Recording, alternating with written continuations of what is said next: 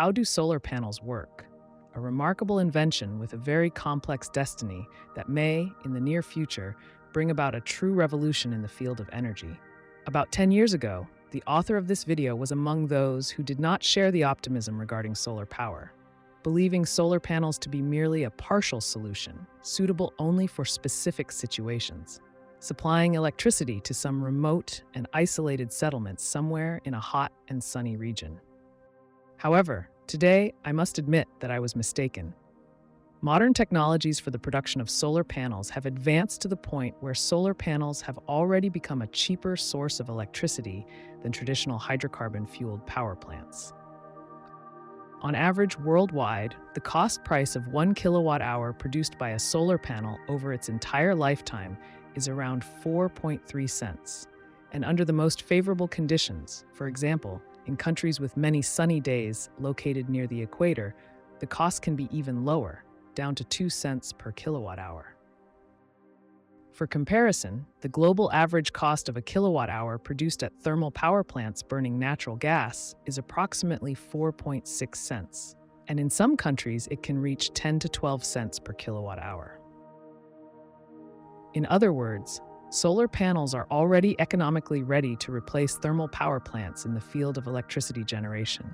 However, other aspects of our energy systems are not yet ready for such a revolution. Modern power grids are designed so that at every moment the consumed and generated power must be strictly equal to each other. This is not a major problem when most electricity is produced by thermal power stations, whose power output can be easily adjusted. But it does not work this way with solar power plants. The power they generate depends entirely on the time of day and weather conditions, and we can control neither. Balancing a system based primarily on solar energy thus becomes problematic.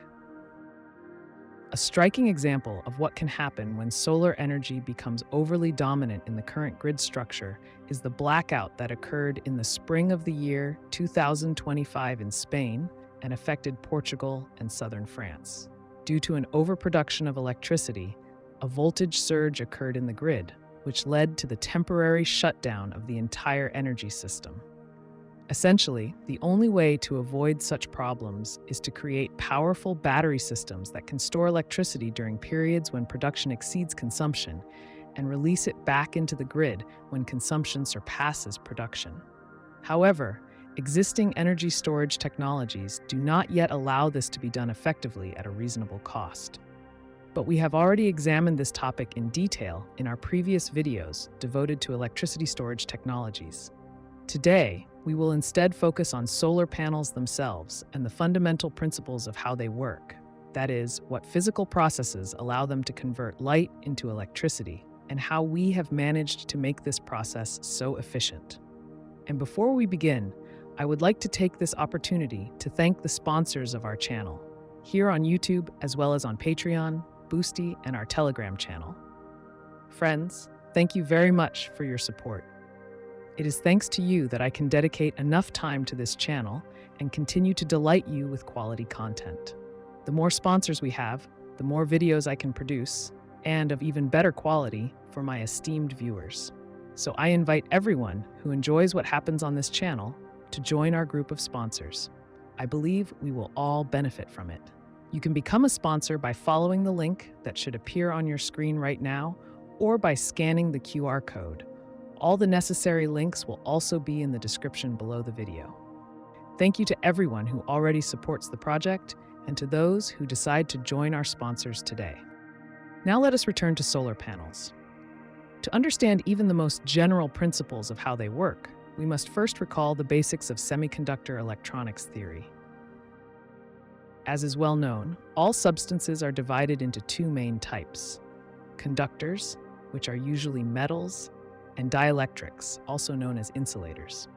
The distinctive feature of metals, as we mentioned in one of our previous videos, lies in the fact that the outermost electrons, those located farthest from the atomic nucleus, are only weakly bound to it. The attraction of such an electron to its own nucleus is comparable to its attraction to the neighboring atoms. The forces of attraction to different atoms partially or even completely cancel each other, and as a result, The electron can move within the metal under the influence of an external electric field. And the movement of charged particles through a material under the influence of an external field is what we call an electric current. That is exactly why metals are conductors. In dielectrics, the situation is the opposite. In their atoms, the electrons are tightly bound to their nuclei, and it takes a great deal of effort to detach them. Therefore, there are no free charge carriers in dielectrics, which means that even if we place them in an external electromagnetic field, no current will flow through them, simply because there is nothing there that can move. The difference in atomic properties also determines the difference in the structure of the crystal lattices. In metals, positively charged ions, that is, atomic nuclei together with some number of inner electrons, float, so to speak, in a sea of electrons. The ions attract the electrons and repel one another, and these forces of attraction are what hold the atoms together. In insulators, the crystal lattice is held together by covalent bonds.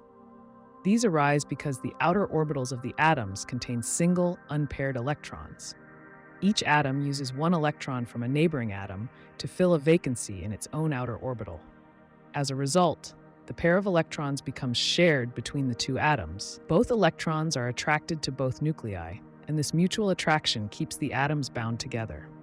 Semiconductors, as their name suggests, occupy an intermediate position between conductors and insulators. Chemically, they are closer to insulators. Their electrons are generally also tightly bound to atoms and form covalent bonds, which create the crystal lattice. In silicon, for example, there are 4 unpaired electrons on the outer energy level, and therefore, in the crystalline lattice of silicon, each atom is connected to 4 neighboring atoms through shared electrons. However, the special property of semiconductors is that the bond between their outer electrons and the atomic nucleus is weaker than in typical insulators. If we supply the atom with a relatively small amount of energy, this bond can be broken. The electron becomes free and transitions into the same kind of quasi-free state that electrons in metals have. And just like electrons in metals, these free electrons can move under the influence of an external electric field, thereby forming an electric current. On the other hand, when an electron leaves its atom, a vacant spot appears in that atom's electron shell, a place that can be filled by another electron. For example, an electron from a neighboring atom may move into this vacancy, leaving behind an empty spot in its own atom, which can then be filled by an electron from yet another atom, and so on.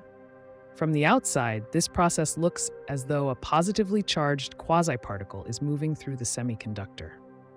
This quasi-particle is called a hole. The prefix quasi means that we understand there are no real physical holes in the material, and that this second way of transferring charge is still carried out by electrons, only not by free electrons, as in metals, but by electrons that remain bound to atoms at each moment, merely shifting from one atom to another under the influence of the electric field. However, it is much simpler to describe all these processes in terms of whole quasi-particles. Therefore, we speak of 2 types of charge carriers in a semiconductor, electrons and holes, and, correspondingly, 2 types of electrical conductivity, electronic and hole conductivity. It is important to understand that in an ordinary semiconductor, every free electron was once bound to an atom, and its departure from that atom created a corresponding hole. In other words, in a pure semiconductor, the number of holes is always equal to the number of free electrons. The formation of electron-hole pairs is a reversible process. Just as an electron can be detached from an atom by supplying energy to it, it can also return and occupy a vacant place in the crystal lattice, releasing energy in the process, typically equal to the amount that was required to free it earlier. This process is called recombination. Although metals have only one type of charge carrier, while semiconductors have 2, electrons and holes, the total number of free carriers in metals is millions of times greater than in pure semiconductors. Consequently, metals conduct electric current millions of times better. However, there is a way to increase the concentration of free charge carriers and thus the conductivity of a semiconductor by replacing some of the atoms in its crystal lattice with atoms of a different kind. For example, imagine that we replace one silicon atom with a phosphorus atom, which has 5 unpaired electrons in its outer energy level instead of 4. 4 of these electrons will form covalent bonds with neighboring silicon atoms, but the 5th will remain extra, not participating in bonding. Since each of the 4 bonded electrons is shared between 2 atoms, the 5th electron, being bound only to its own phosphorus atom, is much easier to detach. Moreover, removing it does not create a vacancy, meaning we obtain a conduction electron without producing a hole. As a result, in silicon doped with phosphorus, there will be more free electrons than holes, and simply more free carriers overall, which increases the material's conductivity. Such semiconductors, in which electrons are the dominant charge carriers, are called n-type semiconductors. The opposite approach is also possible. We can introduce atoms that have fewer unpaired electrons, for example boron, which has 3. Each of these 3 electrons forms a bond with neighboring silicon atoms, but one neighboring atom will be left without a partner electron. This creates an unoccupied orbital, essentially an additional free hole. This also increases conductivity and makes holes the dominant charge carriers in the material. Such semiconductors are called p-type semiconductors. These materials are also known as impurity or doped semiconductors. It is very important to mention 2 things that many people often misunderstand. First, the electrons in an n-type semiconductor and the holes in a p-type semiconductor are the dominant, but not the only types of charge carriers. Even in an n-type semiconductor, there will always be some number of holes, and in a p-type semiconductor, there will always exist some number of free electrons. Second, both n-type and p-type semiconductors are electrically neutral by themselves.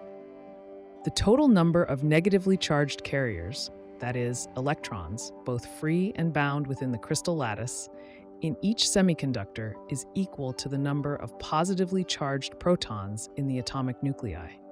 The difference between the 2 types of semiconductors lies not in the overall charge, but in the structure of their crystal lattices and in the energy states of their electrons, whether they are in a bound or in a free, or more precisely, quasi-free state. The presence of 2 types of charge carriers is precisely what gives semiconductors their range of interesting and extremely useful properties. The most fascinating phenomena occur when 2 semiconductors of different types come into contact. Let us suppose that we join an n-type semiconductor and a p-type semiconductor together. Because of diffusion, holes from the p-type semiconductor and electrons from the n-type semiconductor cross the boundary between them and recombine in large numbers. At this junction, a region is formed that contains almost no charge carriers, the so-called depletion zone, which has very low, almost zero electrical conductivity. This phenomenon has found many valuable applications in technology. We have already discussed some of them in previous videos. But now I suggest we look at this process from a slightly different angle. We should remember that holes are quasi-particles, simply empty spots that can be occupied by electrons. When an electron recombines with a hole, it is not destroyed. Rather, it moves into a bound state within the crystal lattice. Or, as physicists and chemists would say, it transitions from the conduction band into the valence band. Thus, the formation of the depletion zone essentially means that free electrons from the n-type semiconductor move into the p-type region and become bound there. As a result, in the part of the p-type semiconductor near the junction, an excess of electrons accumulates compared to its usual state, meaning a negative charge builds up there. Conversely, in the n-type semiconductor from which electrons have moved away, there appears a deficiency of electrons. The positive charge of the atomic nuclei in the crystal lattice becomes dominant. Therefore, within the depletion zone, an electric field arises, directed from positive to negative, that is, from the n-type semiconductor toward the p-type semiconductor. Under normal conditions, this field does not have any noticeable effect because there are practically no charge carriers in the depletion region that could move under its influence. But that is only for now.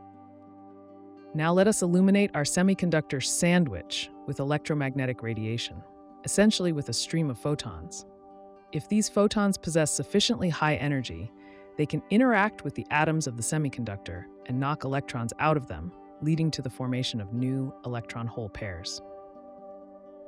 Each newly created electron-hole pair will immediately find itself under the influence of the internal electric field that arose earlier due to the migration and recombination of charge carriers. This field will cause the electron and the hole to move, but in opposite directions. The electron will be pushed from negative toward positive, that is, driven into the N-type semiconductor, while the hole will be driven in the opposite direction into the P-type semiconductor. As a result, the N-type region will accumulate an excess of negative charge, while the P-type region will accumulate an excess of positive charge. Electrons in the N-type semiconductor will naturally be attracted to the holes in the P-type semiconductor. However, they cannot recombine directly because of the depletion zone, which, as we already discussed, does not conduct current. But if we now connect the opposite ends of our semiconductor sandwich with a regular conductor, we give them that possibility. Electrons from the N-type region will flow through the external circuit into the P-type region. An electric current will appear, and the energy of that current can be used to power electrical devices. This, in essence, is the principle on which solar cells operate, from the very first models developed in the 1950s to the modern solar panels we use today. Unfortunately, as often happens, attempts to implement a seemingly simple theoretical principle in practice encounter numerous challenges that reduce the efficiency of the final device. One of these problems is the loss of charge carriers within the semiconductor layers. As we mentioned earlier, there are always some holes inside the N-type semiconductor and some free electrons inside the P-type semiconductor. This means that there is always a chance that an electron generated in the depletion zone may encounter a stray hole along its path through the semiconductor, or that a hole may meet a random electron, leading to recombination and the loss of carriers that would otherwise contribute to the electric current. This process occurs especially actively at defects in the crystal lattice. Indeed, imagine that for some reason, a silicon atom is missing from a particular spot in the lattice. In that case, the bonds between the neighboring silicon atoms become broken. In physics, they are often called dangling bonds. The electrons of those neighboring atoms will no longer have partners, and as a result, 4 additional vacancies for electrons will appear in the lattice. These vacancies differ from ordinary holes that are responsible for hole conductivity. Unlike normal holes, the anomalous holes associated with lattice defects cannot move freely through the material. As we explained earlier, the movement of ordinary holes is possible because the valence electrons of neighboring atoms can jump into those vacancies, filling them, while simultaneously creating a new vacancy in the atom from which the electron departed. This is possible because all silicon atoms in the lattice are identical, and the electron does not care which of them it belongs to. However, in the case of a defect, the situation is different. The atoms adjacent to the missing one have electrons that are bound to only one neighboring atom instead of 2. This configuration is less energetically favorable than the normal state, in which electrons are shared between 2 atoms simultaneously, and transitions that would move the system into a less energetically favorable state simply do not occur spontaneously. A conduction electron passing near a lattice defect is a completely different story. Unlike valence electrons, it is not bound to any atom, and therefore, moving into a position where it becomes bound to at least one atom is energetically favorable. In other words, electrons that find themselves near a defect tend to settle into it, filling one of the vacant states and thus becoming effectively trapped within the defect. However, this is not a full recombination, since these are not real holes, but rather vacancies caused by imperfections in the crystal lattice. An electron trapped in such a defect is redundant for that region of the lattice, creating an excess negative charge. This negative charge attracts real positively charged holes, or, more precisely, repels electrons in nearby atomic bonds, which makes it appear as though a positively charged hole is moving toward the defect. When a real hole enters the defect region, it becomes energetically favorable for the trapped electron to occupy that vacancy, because in doing so, it becomes bound to 2 atomic nuclei instead of just 1. At this moment, true recombination occurs, and we lose an electron-hole pair that could otherwise serve as charge carriers. Thus, the presence of defects in the crystal increases the probability of carrier loss and reduces the efficiency of photoelectric conversion. To mitigate this effect, we must learn to grow crystals that are as structurally perfect as possible, with crystal lattices that closely approach the ideal. Much of the progress in improving solar cell performance is directly tied to advances in producing high-quality crystalline silicon. However, even in the most perfect silicon crystal, it is impossible to eliminate defects entirely. The crystal will always have a surface, where the surface layer silicon atoms have no neighboring atoms above them. As a result, one of the 4 bonds of each surface atom remains dangling and can act as a trap for charge carriers, facilitating their recombination. This problem is especially serious in thin-film semiconductors, which are commonly used in solar cells, because in such materials, the surface layer represents a significant fraction of the total crystal volume. The solution to this issue was the development of the so-called surface passivation procedure. In this process, each dangling bond of a surface silicon atom is saturated by attaching another atom that has unpaired electrons. For example, this can be an oxygen atom. In essence, passivation in this case means the formation of an ultra-thin layer of silicon oxide on the crystal surface. Today, in addition to oxygen, hydrogen is also used. The improvement in crystal fabrication quality and the introduction of surface passivation technologies have made it possible to increase the efficiency of solar cells approximately twofold, from about 5 to 6% up to 10 to 12%. The second major problem is that not all of the incoming light actually penetrates into the semiconductor. Silicon has a refractive index of about 4, which means that roughly 1/3 of the light falling on its surface is reflected away instead of entering the material. In other words, every third photon of sunlight never reaches the semiconductor's interior and therefore does not participate in the creation of electron-hole pairs. Its energy is simply lost. The solution was to apply an anti-reflective coating to the surface of silicon wafers, for example, a thin layer of silicon nitride, which has a refractive index of about 2, right in between the refractive indices of air and silicon. The combined reflection from the 2 interfaces, air nitride and nitride silicon, turned out to be much lower, only around 3 to 4%.